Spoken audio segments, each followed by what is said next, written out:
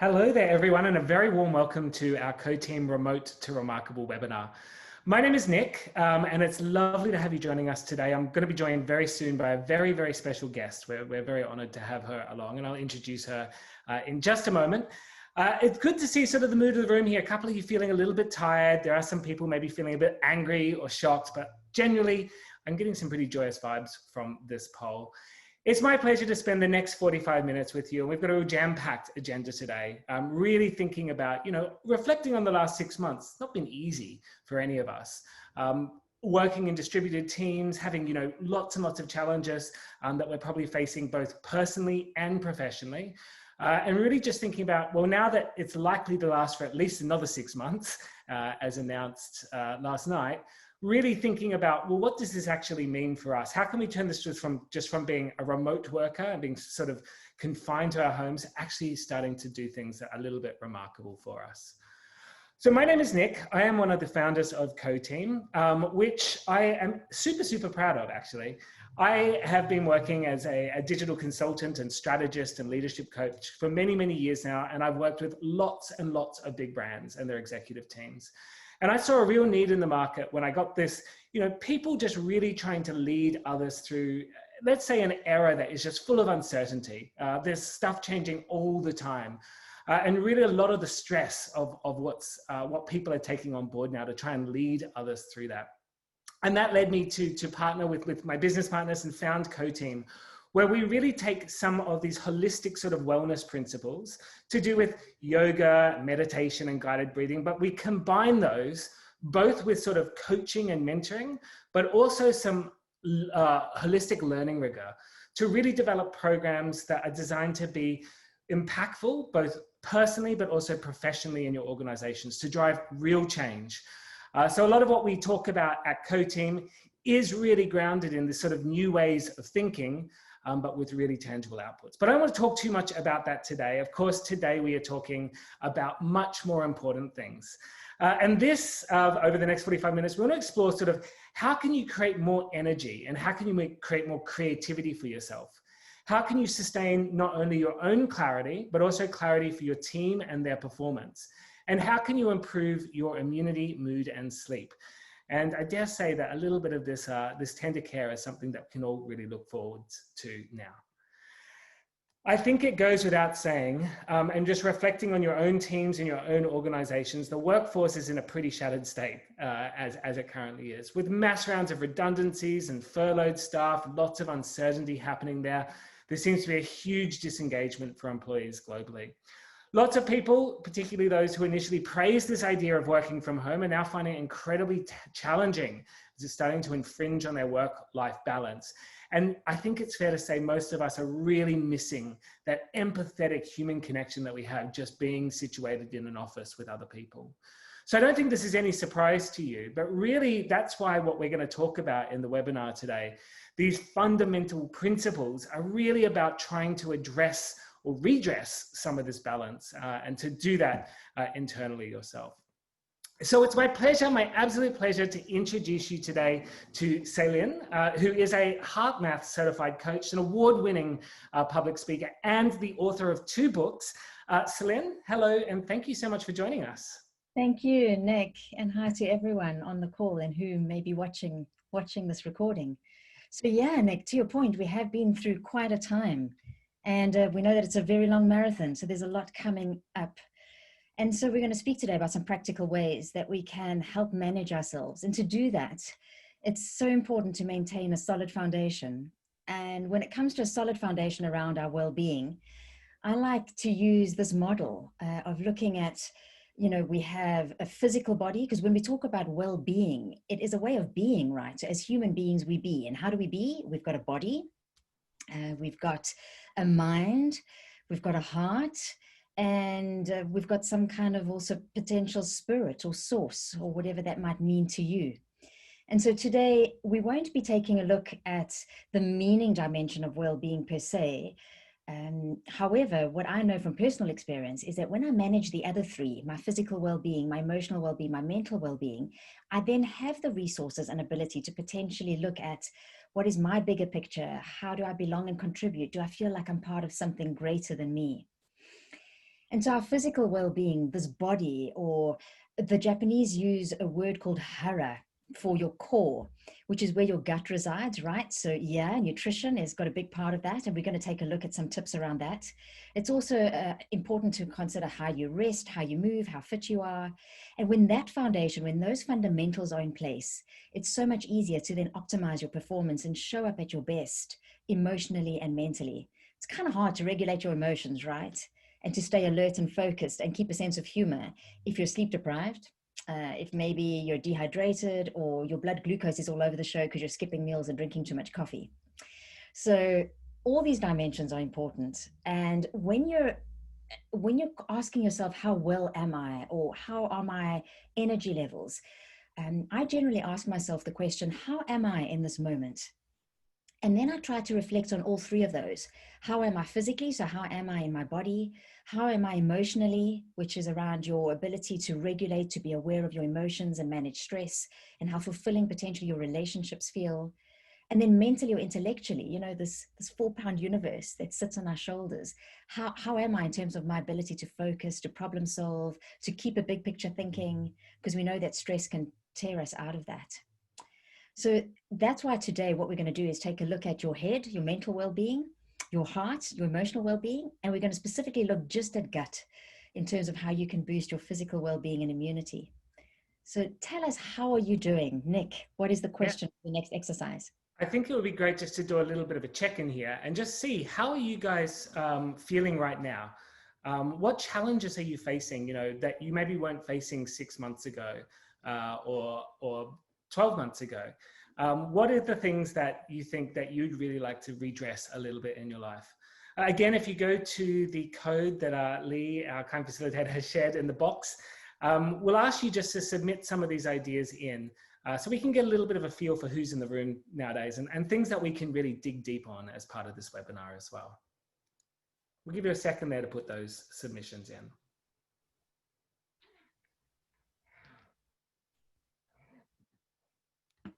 Nick, am I allowed to submit something? Wow, maybe you can talk a little bit about that. Well, I have noticed, interestingly, that my sleep patterns have become a bit more difficult again. I went through a phase at the beginning of lockdown, and it's like I have again. So that's something I speak about, and it's of personal value to me. We see a few people here, saying restructuring and reorganization of teams. Certainly, mass redundancies can really affect the morale, of course, of people that are there. Those who are left feeling maybe even more burnout and more anxiety about what's potentially going on. Feeling anxious about another potential lockdown. I think, particularly here in the UK, as was announced last night, it looks like we're certainly on track to go towards that, which is going to make it a very challenging winter for a lot of people. As well. Someone else joining you, Celine, saying sort of personally sleep deprived, really struggling there to get enough sleep or get enough good sleep. Again, massively impacted by morale and well-being. Teams working from home and adjusting very slowly. I think there's been sort of two camps here, if I were to sum this up. We've had people who have absolutely thrived in this idea of working from home, and others that are really, really struggling with it because those lines between personal life and work life are completely blurred for them. Conflicting information around the pandemic from governments through alternative views. There's a lot of confusion out there right now. And again, this leads to huge amounts of increased anxiety. I'm a huge advocate in all the coaching and that I've done with executive teams around just trying to take a step back and trying to switch off sometimes from this mass assault of news that we tend to get, so we can really process things properly and really give ourselves space to think and space to breathe there as well. And of course, lots of uncertainty about the future in many ways, right, Celine? Absolutely. Why don't we get into things then? And struggling with new routines. I think that's a really big one, actually, and we'll pick that up a little bit later on. Lots of people are maybe trying out a little bit of something, but then getting sidetracked or, finding it very difficult to form healthy habits. That's a big part of what we believe in at Coteam and what our programs have been designed to do. But why don't we jump into this, Celine, and we'll start talking about head. Yeah, great. I think let's start with the dimension around, yeah, this universe that sits up on our shoulders. And I mean, there's a lot we could speak about, but there's clarity when we're concise and specific. And what I'd like to highlight is how curiosity can help, because it creates a sense of options, which then gives us a sense of control and certainty, which then can help us feel more calm. And then care is so important. So not just care for others. In fact, we need to care for ourselves first. So I never used to really speak about self-care until maybe the end of a workshop. And now I speak about it right at the start. And it's something that I personally really need to hold myself accountable for. So if we start with curiosity, there's a tool that I've been using personally that has helped me enormously. And I'd love to share it with you. If you've ever done any kind of improvisation class, you may be familiar with this. It's called the genius of and. And the idea is a lot of us have we have so much going on around us that we can't control. And by doing this, we potentially can create a sense of certainty and control in this dimension. So let me ask you a question. In the last few weeks, have you perhaps jumped to a conclusion? Have you maybe catastrophized? Have you taken anything personally? Now, I can't see, but I imagine that some of you might have done this to one or if not all three of those. And that's completely normal. So we have cognitive biases and ways of thinking, and we're all being quite triggered because of what's going on. The announcement last night, for instance, by the UK government. So when we hear something negative or we're exposed to a negative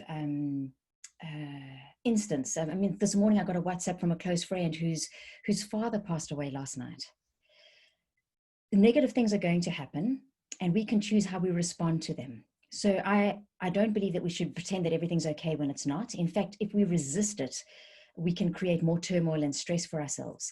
So the idea with the genius of and is to accept that there is either a negative thought happening in your mind or something negative has happened, an issue. So yes, somebody has fallen ill, or in my case, yes, I'm buying a car and I haven't received my license back from the DVLA. And then to use the word and after and to follow it with something that is positive and true. So I'm not suggesting that this is not Disneyland fantasy. We're talking about something that is definitely real for you. So for me, I am wanting to purchase a car this weekend, and I don't have my license back from the DVLA. And I can call them and see if there's an arrangement that can be made. So this is called cognitive flexibility and building bridges in our mind. And it does take a bit of practice. However, the more we practice it, the easier it becomes to fall back to this when we need it the most. So in a few moments, you'll actually get an opportunity to try this with a personal circumstance that's happening for you in your life. And it may not be easy at first. It could take a few moments for you to shift yourself. It could actually take a few hours or even days sometimes if you're dealing with quite a difficult issue. But by keeping the sense of openness and curiosity, we maintain that growth mindset and almost a sense of childlike playfulness that can help us create potential solutions out of what might feel like very dark and difficult situations. And so to Nick's point, how important it is for us to create opportunities where we can have some solitude, to connect with ourselves and with our thoughts, and not just to repress them or resist them, because that can create more of a sense of anxiety in our minds. And we're seeing that now, how mental health issues are on the increase. So one thing I feel that's taking us away from being able to create solitude for ourselves is the fact that we have so much digital input. And the closer these devices are to us, the more likely we are to then engage with them.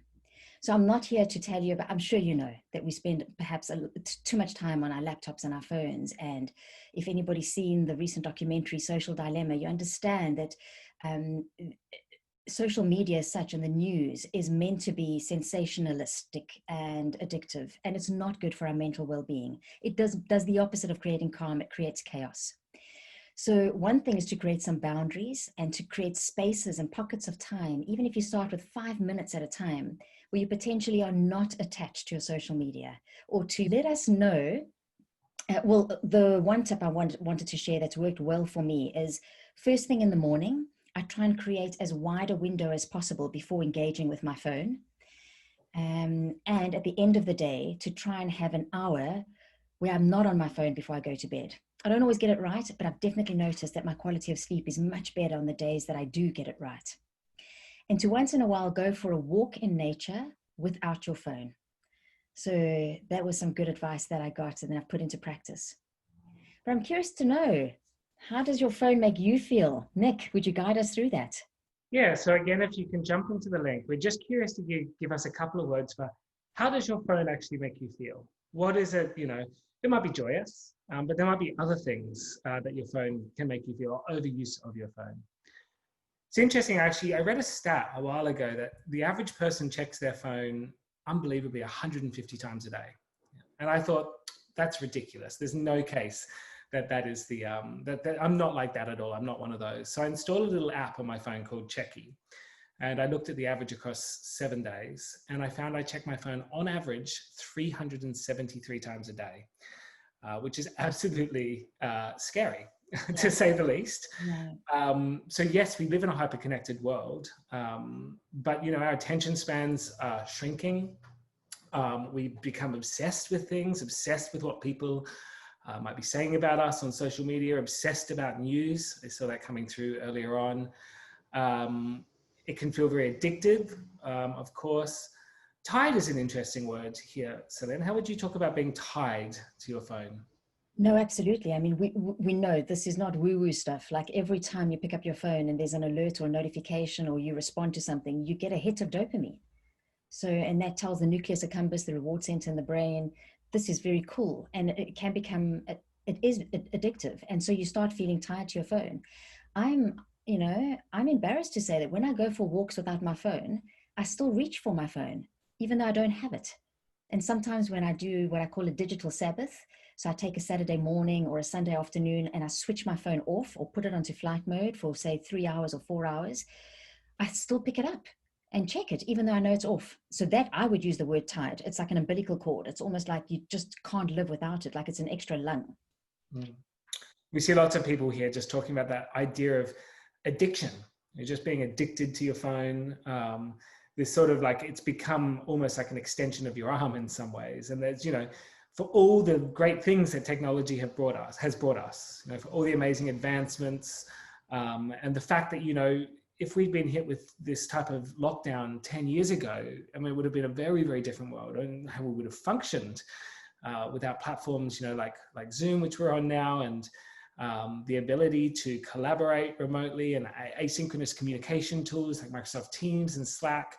So there's phenomenal things, but of course we need to be very conscious of this, and particularly when it infringes on that work-life balance, right? When it really comes, when people are working from home and they're connected and they're always on, with their technology, I think we're going to see even more anxiety coming from this. Yeah, and then to your point, Nick, thank you for admitting how many times you pick up your phone. One of the quotes that I ask myself and others is, do you check your heart as often as you check your phone?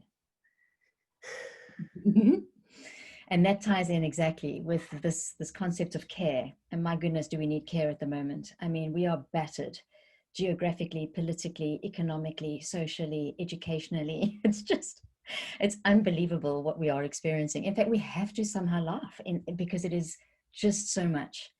And so caring for yourself. And what that means is don't expect too much from you and from others. So stay compassionate. Do what you can with where you are and what you have.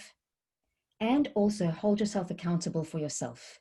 The one thing you can do is have some control over your thoughts. So we know that resilient people, it's not like they never have bad thoughts or catastrophize or take things personally or jump to conclusions. However, they notice that trigger. So when you notice yourself potentially getting pulled into that stress response, which is going to take you into the hyperarousal space of fight, flight, freeze, and fold, which doesn't help anybody, is to be able to then use techniques to bring yourself out of that. And it's always important to practice these things when the stakes aren't that high. So first thing in the morning, could you perhaps practice not being engaged on your phone straight away? Because you have no control over what's going to come into your space and then cause adrenaline and cortisol to be released and trigger a negative emotion. And if you do trigger a negative emotion, could you use that exercise of the genius of and perhaps we can give that a try now as an exercise. So do you have something currently today that's on your mind that could be negative for you? Any kind of negative thought or issue? So this is where we actually accept that something is causing us potentially some stress or a little bit of anxiety, and it could be something minor or something major. And then to state it out loud or to write it down. In fact, it's quite powerful when you do this exercise writing down. And it's a powerful declaration to yourself. And then to use the word and to mention something, to link something to that negative thought or issue that is positive and true. It's something that you believe to be true. So it doesn't, it can be something as small as I'm super stressed today, and I know that the day will come to an end. And I can take a deep breath in this moment. If the exercise feels a bit difficult at first, remember to stay compassionate and to give it space and to try it. And try it with small things. And you'll find then when big things happen, you default to what you've actually got in terms of your muscle memory, so to speak, or your mind memory. And this really is a wonderful way to build new ways of the neurons working in our brain, that whole idea of neuroplasticity. Thank you, Nick. No problems. Thank you, Celine. We won't ask you to share this back, of course, but definitely take a moment to just jot this down. As Celine said, this is a habit that you need to form that can really help reframing some of the issues that we've discussed already. So there's no need to share this back with us in the chat box or anything like that. But if there are any questions, please feel free to drop them into chat, and we'll definitely pick them up with Celine and I as we move through things. On that note, should we talk about our next stage, which of course is heart? Yes, and I get really excited about that because a lot of us tend to function like in our headspace a lot, so from our neck up, and that doesn't always serve us. What we know about the heart today is remarkable. I mean, it really is, and yes, it's the seat of emotion, but it's also perhaps our first brain, actually, if we're considering the kind of research that's coming out. And in the past, we used to speak about this. I mean, we've got so many expressions like somebody who wears their heart on their sleeve, or we have a broken heart, or the heart being the seat of emotion, or doing something wholeheartedly. So the heart is a very, very important organ. And we know now that the heart actually speaks more to the brain than the brain does to the heart. The heart also has an electromagnetic field around it that is much more greater and stronger than that of the brain. So a lot of us have a lot of respect for our brain, and we should. However, if we want to create a sense of calm and build our resilience, we absolutely need to not just engage our thought process, but also our heart. And in fact, because feelings travel faster than thoughts, you can actually get more bang for your buck, so to speak, by managing your emotional state rather than trying to think yourself into a better place. And this is based on the research by HeartMath. So HeartMath are an institute that more than 4 decades ago started bringing the concept of mindfulness and meditation into the workspace. And they speak about heart coherence. Other words for this concept are cardiac coherence or heart-brain alignment. And without getting too scientific, I'd like to, in a moment, take us through an exercise, because it's only when we do these exercises or actually embody them that we feel the difference, right? It's a bit like driving a car. You can read a book about driving a car, but I can tell you, if you told me that you read a book about driving a car and then offered me a lift somewhere, I may not get into the car with you. I want to know that you've actually driven and tried it out. So these kind of exercises, like the genius of or actually creating space from your digital devices, or making time for solitude, the theory sounds good. I mean, a lot of the stuff we know, right? This is not rocket science, but common knowledge isn't common practice, which is why we need to be able to perhaps have a sense of support and community and accountability so that we can do the things that we know and actually get the results from them. So back to the heart. We know that a change of heart changes everything. I'm going to show you very briefly some research from HeartMath. You can see here a graph on the screen of an individual who was feeling what we would call, say, a negative emotion. So high levels of anxiety and frustration. And this is what happens to the heart rhythm pattern. So this is not your heart rate. Yes, your heart rate may go up, but it may also not go up. Yet this is a reflection. Heart coherence takes a look at the rhythm of the heart. And you can see here, that looks quite jagged. So imagine you were, back to the analogy of driving a vehicle. If you were driving your motor car and you were accelerating and braking and accelerating and braking, well, firstly, you'd definitely use up more fuel. You would also have more wear and tear on the car.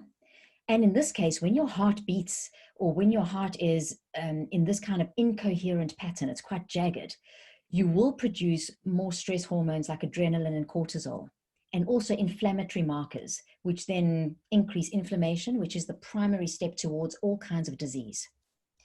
However, here's a graph of the same individual feeling a positive emotion. So a positive emotion would be something like joy or gratitude, compassion or love.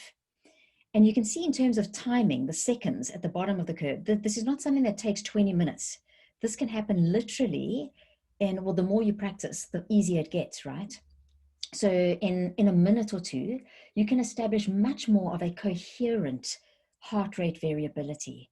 That means that your heart is in coherence, which means if you were driving like that, where you had more smoother accelerations and decelerations, there's much better fuel consumption. So in this case, your body literally conserves energy. You don't deplete emotional energy as much.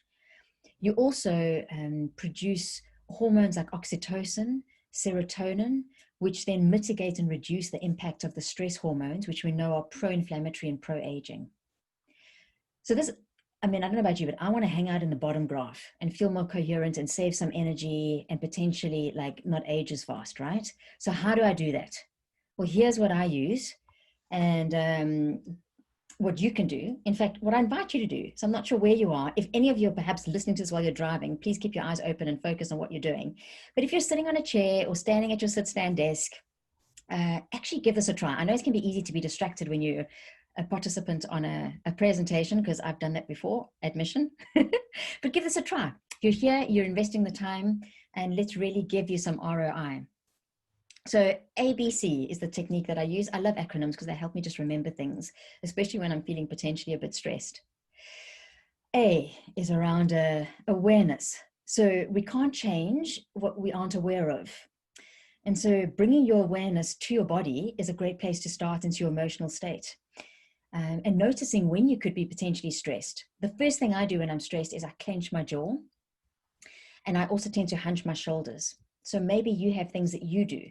The idea here is to bring your awareness to your body and just notice, oh my, I could be potentially stressed in this moment. Let me tap into some heart coherence. So what you would then do is bring your awareness to your breath, and focus your awareness on your heart area. If you're able to and you wanted to, you could place your hand on your heart, because we know that where our attention goes, energy flows. You can't always do this. If like I present many workshops, and if I put my hand on my heart, it might look a bit strange. So I just bring my awareness to my heart. And the one technique that heart math teach is to imagine that you are breathing in through your heart and exhaling, breathing out through your heart. Now, I know that we breathe through our mouth and our nose and we use our lungs, but if you imagine your inhale and exhale going in and out through your heart, you can then, after a few deep, slower breaths, so if you can, breathe a bit deeper, and if you're comfortable in doing so, to lengthen your exhale, because then you start tapping into what we call the parasympathetic nervous system, which is the rest and digest, which is really good because most of us are in the sympathetic overdrive, which is exhausting. And even just this, if you just stop here, if you just bring your awareness to your breath and focus on your heart area and take a few deep breaths, you can produce oxytocin and reduce the impacts of cortisol. Bonus. But if you really want to take it the full ground, is to then think of something or someone that you care about that makes you feel deep joy, love, maybe appreciation, and you hold that thought in your mind. That's when you really get magic. That's when you really get magic. So this technique seems simple. I've been practicing it for about 1.5 years, and I can tell you through lockdown, it has saved me in moments where I thought I might just completely overreact and say something I may regret. I've thought about, let me just take a deep breath, And I've got a quick go-to memory. It's me and my little Yorkie, and I've got one or two other quick memories that I tap into that immediately make me feel good despite what's going on around me. And I create that inner sense of calm. You may know the author of Man's Search for Meaning, Viktor Frankl. And this quote it remains one of my favorite, is between stimulus and response, there is a space. In that space is our power to choose our response. And in our response lies our growth and our freedom. So when we're triggered by something, we can choose to react immediately, or we could choose to actually become aware of the fact that, oh my goodness, I'm being triggered. Let me take a deep breath. And that deep breath can maybe last 3 or 4 seconds before you choose to respond. It could last overnight if it's a big issue and you choose not to respond to the email straight away. And therein can lie your growth and your freedom. So we're going to do another quick reflection activity now. So I think that's a lot of information also to take in, some brilliant advice again there, Celine. But I'd like for you just take a moment to think about reflecting on this ABC sort of framework. Where are stress points for you in your life? Are there moments that you can think of every day where maybe applying some of these techniques would really help you to do? And then are there specific things that could help you trigger those? Yeah. So specific habits that you do every day. It could be, I don't know, making a cup of coffee in the morning, before you go to bed, whilst you're in the shower. Just thinking for a moment, how can you actually practice this? We just had a question here a bit for you, Celine, because I think, this head and heart stuff, it's so powerful. But bringing this back to, the reason, why we're sort of here today in this webinar is taking this back into your business a little bit. Some of the quantitative or impact of this, people practicing these types of techniques from teams that you've worked with. What have you seen as some of the sort of tangible results of this? Sure. There's some organizations, especially like HeartMath and professionals like Dr. Joe Dispenza, that measure heart coherence and the impact it has on people around you. So I know that as a presenter and as a leader, I can potentially walk into a room, and by me being in a grounded, heart coherent space, I can positively impact the people around me. So that's one way that we can measure that. And, we have such an influence on the collective, but it starts with ourselves. And I always say, if we rise the tide, a rising tide lifts all boats. So I'm not sure if that answers your question, but that's specifically one way that I've seen in teams, that through heart coherence, which we can now measure, you can actually impact, I guess, the vibe in a room as such. Yeah. I would also top up on that and just say my experience with coaching, and getting people to use some of these techniques, that it fosters greater communication skills. It allows people to become more empathetic and supportive of one another. This type of stuff, like you said, it starts with self, but you get people in a team, or in a functional team in a business, practicing this together and being open to it and speaking the same language. It can have tremendous impact, not only on the performance of the team, but just the general happiness of the team. And also the creativity of the team. I've often used, 3 or 4 minutes of heart coherent breathing, and then we come up with creative solutions that we would never have come up with, or we weren't coming up with before. And it also helps you as an individual tap into intuition, your inner tuition. So this is powerful stuff. So again, just thinking about yourself, are there specific points that you could try the ABC method? I personally, I use the C a lot myself, just putting my heart in a good place. I think helps me make better decisions. It helps me to reframe situations as well. I use the C in the morning when I wake up, because I keep a gratitude journal. And so the first thing I do before I look at my phone is I just think of what I'm grateful for from the day before. And I just find it helps me no matter what kind of mood I've woken up in, because sometimes you just wake up and you're like, I'm not feeling that grand today. And it helps. Yeah. Shall we move into the last one now? So we're going to talk about gut. Yeah. I've maybe struggled a bit with myself, if I'm going to be really honest, but I've definitely since lockdown started, become much more conscious of my diet. So, and I know you're a dietitian, so. Yeah. So it's been amazing for me, because so many more people are speaking about immunity, and gut health has been in the media a lot, even before COVID. But we absolutely know that one of the most fundamental quick wins that you can do to boost your immunity is to actually look after your gut health. And now nutrition is a vast topic. But for today, what I wanted to focus on is the one thing we should all be doing is thinking about, do we eat like an artist? So to eat like an artist implies that your plate becomes a canvas for color. And by color, I don't mean like Skittles and M&Ms and wine gums. I'm talking about the stuff you can see on the screen. So like nature's color palette, which would be all your fresh produce. So your vegetables and salads and fruits. And why? I mean, like to Simon Sinek's point, start with why. Because once you have a strong enough reason why, you'll generally find a how. And why these foods are so important is, they contain vitamins and minerals. They contain antioxidants, which help reduce the impact of stress and inflammation, which I've mentioned before. They produce bioactive compounds that can switch on and switch off genes. I mean, like I am very interested and busy studying more on the field of nutrigenomics, which is the link between our genetics and our DNA and our diet. And food acts like light switches. It can switch on good genes or bad genes, depending on what you choose to eat. And so there's a lot of compelling reasons why we should be eating more of these very brightly colorful foods and as much of a color spectrum as possible. So not just sticking to the same like carrots and tomatoes and cucumber, but exposing ourselves to red, orange, yellow, green, blue, like blueberries and beetroot and aubergine foods as possible. So one personal story, because I know that stories often touch our emotive heart, which we've just spoken about. My mother met my dad in the Champagne region in France. They were both living there. In 1964, they got married in 1968, and in 1969, they went on honeymoon to South Africa.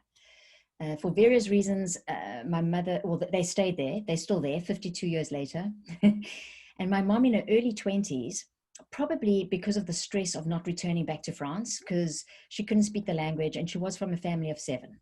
So she missed her siblings. So the stress, potentially poor diet, caused a bit of gut issues. And so she developed constipation. And soon after that, she developed, she triggered a skin condition called Darier's disease, which is a severe form of psoriasis. So fast forward quite a few decades, my mom would struggle. Whenever she was stressed, her skin would flare up. The doctors would give her this corticosteroid treatment, which was really not that good for her liver and her kidneys. And so about 5 years ago, she went through a particularly stressful patch and decided to change her doctors. And she saw somebody who was considered a holistic practitioner, someone who asked her about her lifestyle. And they picked up that my mom had really bad constipation and that her gut was potentially not that well. And so for the next few months, my mom focused on eating lots of these colorful foods, 8 servings or so a day. A serving is about a tennis ball portion or a fistful. And she also took some probiotics to feed her microbiome in her gut. And I'd like to show you the difference. So she went from being incredibly inflamed. The psoriasis was coming up her neck. She could hardly open her eyes. She was scratching her scalp. I mean, it was not great, to feeling and looking like that 4 months later. It's been 5 years and I have a beautiful photograph of my mom from lockdown in June, and she looks exactly the same. She's managed her skin by managing her gut, and she no longer has the constipation. So I don't know each of you personally, but what I know, one of the honors and privileges of doing the work I do is people share stories like this with me. And almost every health condition is linked to the gut. So before you accept that potentially you need to take some medications or you can't do anything about a condition, I would really suggest and nudge you to think about how could you possibly pay some attention to your gut and boost your gut health. And there are several things you can do, but one of the first things you can do is to look at how much color is on your plate. So it's kind of like lunchtime coming up. So Nick, shall we chat? Or in lunch. So we thought we'd just have a bit of fun here. Just if you're just eating lunch or you're just about to eat lunch and you're looking at it, how colorful is it right now? Which colors can you see represented and how much of those colors can you see represented in your current lunch? We get a little bit of a pulse of the room here and see if we are indeed eating the rainbow. And if you're planning to eat lunch, like how many colors and beige is not a color. Thank you. I think we've got some people coming through. Lots of greens, which is great. Great. That'll give us some chlorophyll and it's alkalining and generally very low GI, which is great. types there, or some asparagus, avocado, one of my favorites. I'm going to be having some avocado soon. Rocket and basil for me. Yeah. Mm. In fact, herbs and spices are something we don't speak enough about, but they're powerhouses. The more range you can have of fresh or dried herbs and spices, that's also incredibly good at just giving you a wide range and spectrum of nutrients. Well, it looks like we could have a definitive winner here if it was a race or if it was a competition, which of course it's not, but maybe a chance for you to think, have a few other snacks this afternoon that are healthy snacks that maybe are some of these other colors. Get some blueberries. I can see that they're nice and low there, or some eggplant, or something trying to eat the rainbow. I mean, phenomenal story there, Celine. And, myself also, diet has had a huge impact on me, particularly during lockdown. I saw it could go one way or the other. So I really took note of it and turned things around. I feel so much better now as a result. So. And could I perhaps share my top tip around eating more color? Because it's not always easy, because we like quick, fast foods, and most convenient foods don't have color in them. My top tip is always put the color on your plate first. So if you think about it, if you're going to go and dish up like some chicken and rice or fish and chips, or there's a pasta, don't put that on your plate first. Because if you do, you know how, like, there'll be no more space left for the salad. Like, you'll try and squeeze it in. So put the color on first. And if there's no color to choose from, that's where you start, is perhaps experimenting with new recipes, maybe trying some of these boxes once a month where they drop off colorful meals with an easy recipe, getting some inspiration, using frozen vegetables if you're on your own and you need quick ideas, hiding vegetables, like grating some carrots and peppers into a bolognese sauce. There really is always a way to bring in some kind of color in each meal. Brilliant. Thank you, Celine. I think we're almost at the end of the webinar, actually. We've just got a couple of minutes here to wrap up. But I think, we've spoken a lot around this head, heart, gut. I think it's a really great way of thinking about this stuff, again, from a reflective perspective, but also thinking perhaps, we have a lot of people on here who are managing teams. How can you start to instill some of this into your teams? We spoke earlier on about this idea of needing to form new habits. So what would be your sort of most important piece of advice, if you will, for how to create habits out of what we've been talking about today? Because I think we've seen tremendous impact, through the Coteam programs that we run that really help with this. But if you were just to impart one piece of advice to those who have joined us today around how to form new habits. May I have two? All right, it's fine. Consistency over intensity. So go small and practice those small things, and then definitely have accountability. On our own, we generally we all know what we should be doing to look after ourselves, but it's not always easy. And so the concept of team support and accountability, I feel, is key. Thank you so much, Celine. It's been hugely informative and wonderful as always to have you join us. On the note of habit forming, I wanted to just talk for a moment about one of our programs that we do offer at Coteam, which some of you might be aware of already, but we call it the Transform Bootcamp. It's a 6-week program. It takes some of the principles that Celine's spoken about today, but really starts trying to get people to practice this and implement it. And as Celine rightly said, it's about starting small often. And just small, we all know that we need to be doing this stuff, but sometimes it's much harder to put that in practice. So we've designed this program and we have many amazing speakers. Celine is one of them, but we have agile coaches. We have people who have, been involved in cultural shifts at companies like Google. We have, brilliant coaches from around the world to design this 6-week program that is something that you really tries to embed a lot of what we've been talking about today and really take it back to the business as well. Like I said at the start, we very much based our programs off the principles of holistic well-being, but we also really get business needs. We get what high-performing teams require to function. And as much as, we talk about this changing diet and forming healthy habits, we also talk about much more tangible hard skills, like how to communicate asynchronously, how to adopt a test and learn mindset, how to use data more effectively, how to collaborate and communicate with remote teams. So if you do want to find out any more about the Transform Bootcamp or any of the other programs we offer, please drop us a note. We'll share an email address now into the chat. which you can, and we're more than happy to take you through more detail on exactly what this entails. On that note, I think we'll close out with any questions. We're going to use Menti one more time here. So again, Lee, who's been our fantastic facilitator, keeping us going. Any questions for Celine or I? We are right on time. So for those that perhaps need to run, completely understand. But we'll keep the room open for another 10 minutes or so to see if there's any other questions at all on anything we've covered today. Or maybe you're struggling to link this back to the business. We'll just give that a second.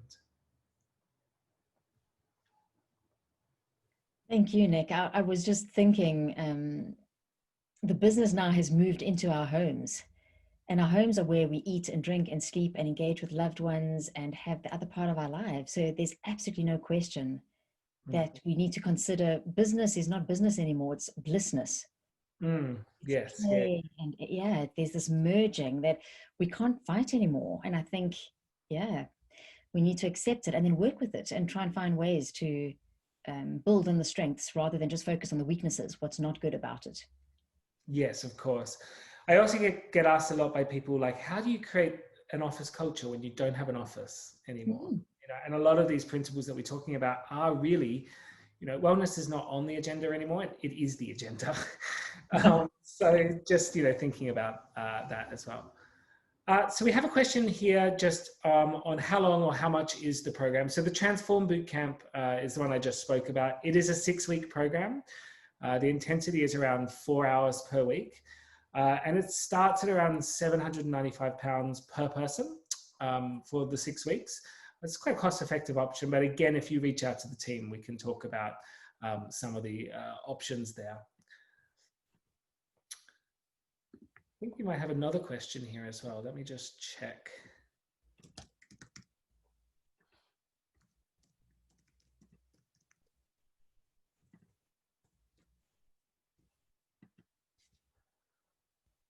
This is a great one, actually, Celine. Sorry, issues here with my computer. How can you remember to incorporate all this good stuff? I have good intentions, but I always forget. Oh, you need to create triggers. So that's part of what we speak about in the program a lot around the neuroscience of behavior change. So when you attach a new behavior to a current trigger or anchor or something that you always do, you increase your chance of success like 100-fold. So one example, let's say you want to drink more water because you understand the importance of hydration, is put a glass of water next to your toothbrush or by the coffee machine. So when you brush your teeth in the morning, have a glass of water when you brush your teeth, or have a glass of water while you're waiting for the coffee to brew. So that's one way, because we do forget because we're stress rich and time poor and we just don't always think about these things. So yeah, new habits do not form easily in a vacuum. Attaching them to something that you already do with a clear intention and keeping it very tiny and easy is the key. We have another question here. Is the program for corporates or individuals if you want to just sign up on your own? Another fantastic question. So without all of our programs, at Coteam, we're about trying to create happier teams that really, really drive successful organizations. So it is team-based. It's designed like we have other programs also. We have a leadership incubator program. We have some series of mini labs, which have been designed by Google. They are all designed to try to shift change within a team. So it's not something we bring people in individually on, because we believe in collaboration and creating support and peer-based learning. There's so many foundational things, so much proof in that being the most effective driver of change. So we tend to try to do that. We have one more question here, which is what results would you typically see from a course? So we do see happier people. Happiness is becoming as much of a measure of companies that people want to work for now as sort of profit is. It's being seen as a huge driver there. We see increased attrition. We see better engagement, better communication skills, knowledge uplift, of course, people feeling like they are redressing the balance, reduced anxiety, yeah, more creativity, as Celine spoke about. Again, we do have lots of measurements there and metrics in place that we would be more than happy to talk you through and to align maybe perhaps into what you're looking for with your business or your team. So absolutely reach out using the email address. Great stuff. Thank you so much, everybody, for joining us. I hope this has been a really informative session, and you're taking away just a couple of practical tips. And hopefully we'll see you on a Coteam program soon. Thanks, Celine, and thanks everyone for joining us today. Thank you. Bye for now.